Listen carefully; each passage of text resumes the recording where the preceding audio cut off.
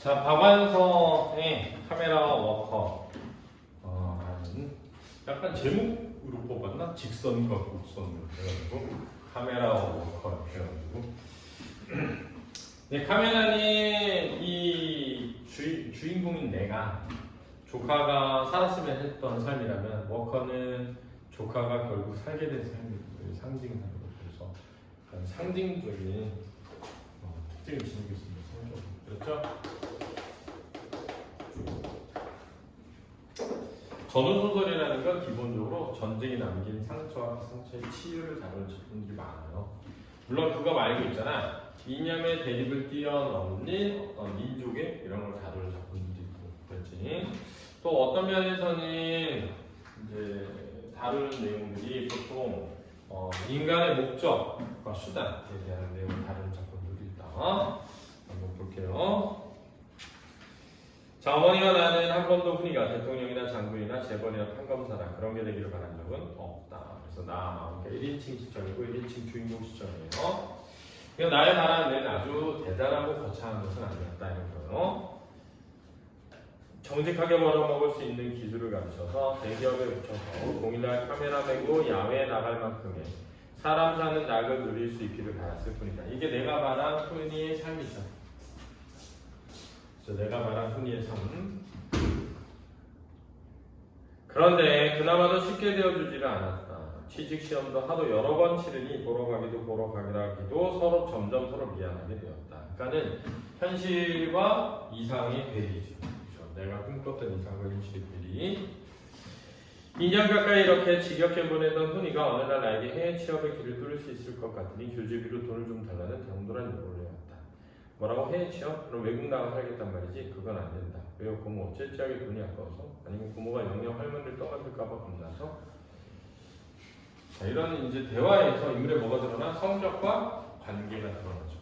훈이는 기본적으로 나에 대해 감정이 좋지가 않은 거야. 그렇지? 훈이는 두 개의 간략한 질문을 거침없이 당당하게 했다. 마치 이 두 가지 이유 외에 딴 이유란 있을 수 없다는 말이었다. 나는 뭐에 얻어맞은 듯 아연했다. 당황한 거지? 아연했다. 당황했다. 글쎄 어떻게 설명할 수 있을 것인가? 그녀에게 꼭 이 땅에서 내 눈앞에서 잘 살아주었으면 하는 내 간절한 소망이 참 뜻을. 이 내 간절한 소망은 뭐니? 약간 부채의식인 거야. 부채의식. 알았지? 부채의식이라는 게 뭐냐면 뭔가 누군가에게 IOU? 나 너한테 빚졌어. 이런 거야. 나 이번에 너한테 신세 졌어. 이런 거지. 그러니까 내가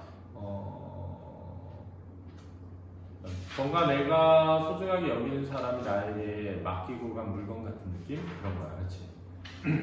근데 내가 얘를 잘 사는 걸 꼭 봐야 미안함이 덜어지는 거지. 그렇지? 지랄같이 무책임한 전쟁이 만들어 놓은 고아인 저 녀석을 온정성을 다해 남부럽지 않게 키운 게 결코 내 어머니를 떠맡기고자 함이 아니었으면 어떻게 납득시킬 수 있다? 제가 잘 되고 잘 사는 것으로 다만 그것만으로 나는 내가 겪은 더럽고 잔인한 전쟁에 대한 통쾌한 복수를 할 수 있고 그때 받은 깊숙한 상처의 치유를 확인받을 수 있다는 걸 어떻게 저 녀석에게 알릴 수 있을 것인가? 그냥 말하면 되죠. 그렇죠? 이해를 하고 못하고는 애가 판단하는 거지. 말하는 거지 그냥. 전쟁으로 인해서 이제 너의 부모님이 돌아가셨기 때문에 난 그 전쟁이 너무나 믿고 그 전쟁에 복수하는 길은 전쟁이 아무리 너를 불행하게 만들려고 해도 너가 불행해지지 않는 것이고 그래서 행복하게 살기 바라고 그치? 이 땅에서 잘 살아야 내가 돌아가신 니네 부모님한테 부끄럽지 않고 죽어서도 오빠 봐 내가 잘 키웠지? 라고 할 수 있을 것 같아 이렇게 말하면 되잖아. 근데 그게 뭔 소용이야. 내가 잘 될 수가 없는데 그냥 해외에 나가서 취직한다니까 왜 안 시켜줘 이러면 그냥 보내면 되죠. 나는 그 녀석을 똑바로 바라봤다. 그 녀석도 나를 똑바로 바라봤다. 시선이 강하게 부딪혔으나 나는 단절감을 느꼈다. 왜? 내가 느끼는 어떠한 부채의식을 조카에게 전달할 수 없으니까. 문득 이 녀석이 치달거리에 구역질 같은 걸 느꼈으나 각각은 평정을 가장했다. 평정을 가장했다니까 평정을 찾은 것처럼 꾸몄다 이거야. 해외 취업은 당분간 보류하라. 할머니 때문이든 돈 때문이든 그건 네 마음대로 생각해도 좋다. 그리고 취직 문제인데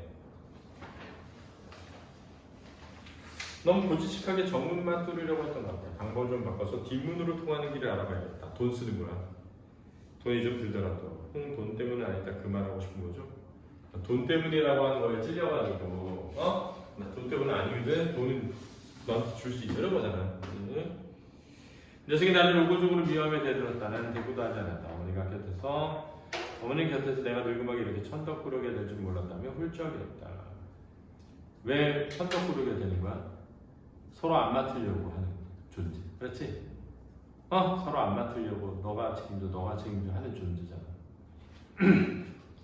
고속도로 건설 현장 일꾼으로 채용된 훈이에게 나는 카메라 대신 작업복과 워커를 사줍니다. 어느 날 훈이를 찾아가고 열악한 환경에 고생하는 훈이를 보자 서울로 돌아가자고 설득한다.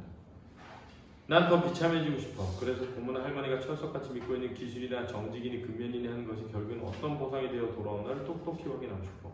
어떤 보상이 되어 돌아온다는 거야? 개고생이죠. 그렇지, 개고생. 그렇지? 고모가 말한 정직이 결국 이런 거야. 라는 걸 보여주고 싶은 거지. 그렇지? 그래야 그걸 고모나 할머니에게 보여주고 싶어. 그래 우리에게 보여서 어쩌겠다는 거야. 그걸 우리가 복수라고 하겠단 말이니? 나는 훈이의 말에 무서움증 같은 걸 느꼈기 때문에 흥분해서 알았으면 덤볐다. 고모 그렇게 흥분하지 마. 나는 다만 고모가 꾸미고 고모가 애써 댄 이 일의 파국을 통해 고모 할머니로부터 그리고 이 나라로부터 순조롭게 노연할 수 있기를 바라고 있을 뿐이야. 이 나라로부터 순조롭게 노연한다는 게 뭐니? 그러니까 고모의 부채의식으로부터 노연하는 거죠. 그렇지? 고모의 부채의식으로부터 노연하는 거지. 고모가 그 부채의식으로 나한테 잘해준다고 한 게 결국 이 꼴을 만들었다. 그러니까 더 이상 잘해주려고 하지 마라. 그래서 그런 부채의식으로부터 노연하고 싶은 거죠. 그렇죠? 그래서 뭐 외국을 가든 뭐 하든. 그렇지만 고모 오해는 마. 내가 파국을 재촉하고 있다고 생각하지 마. 나는 내 나름으로 이곳에서 일에 최선을 다하고 있어. 그러노라 누가 알아? 일이 고모의 당초 계획대로 잘 될지. 나도 어느 만큼 그쪽도 원하고 있어. 파국만 오라고 하는 게 아니야. 그러니까 최선을 다하고 있다는 거야. 그래 참 잘 될 수도 있을 거야. 잘 될 여지는 아직도 충분히 있고 말고. 나는 벼랑간 잘 될 가능성에 강한 집착을 느끼며 태도를 펼쳐냈다. 그렇지만 고모 잘 되게 하려고 너무 급하게 울지 마. 뒷돈 쓰고 빌붙고 하느라 돈 없애고 자존심 상하지 말아야 여기 와보니까 6개월만 기다리라 임시직 신세로 3, 4년 현장으로만 굴러다니는 친구가 수두룩해. 임시직에겐 봉급 조금 주고 일요일도 없이 부려먹고 책임은 없고 얼마나 좋아. 회사 측으로서는 훌륭한 경영 환기와지. 이런 데서 이제 드러나는 노동자들의 열악한 처지죠.